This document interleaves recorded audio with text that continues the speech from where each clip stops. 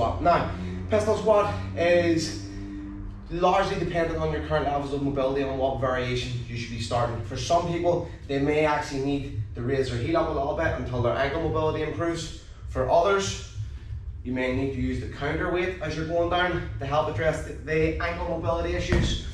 And for many others, it may be issues with hip flexion, okay? So there's a couple of ways to go at this.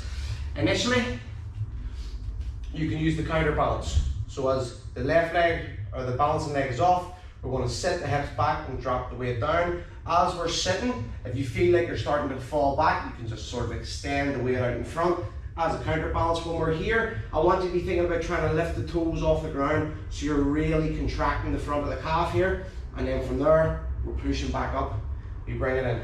Over time, this can be transferred and held right in the rack, out for a counterbalance, in to make it harder, and we squat back up. We can also hold kettlebells in the rack position here, and ultimately it's just to allow us to get the move done to a certain extent without having to have complete mobility to start it. The full pistol squat, of course, in here, you can sit the ball back, or you can drop the knee straight forward. You can use your hands as a counterbalance as it's improving, and then we're coming back up.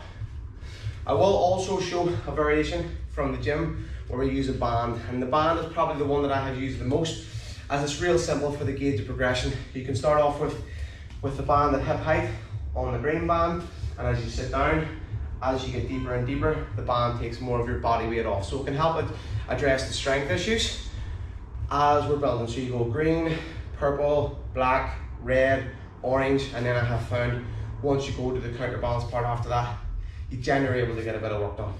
That being said, you can also work partials essentially, which I will demonstrate now. Go here, and all you'll do is sit down until you touch, stand back up. Sit down until you touch, lean forward, stand back up. What we don't want to do is get too vertical here. There's no real push. Keep that element of forward lean, swap back up. Over time, this can be reduced. You know, you can build up 4 or 5 yoga blocks, and as your strength's improving, every 2 or 3 weeks, take a block away until you're on the floor. So that is our pistol squat, and enjoy.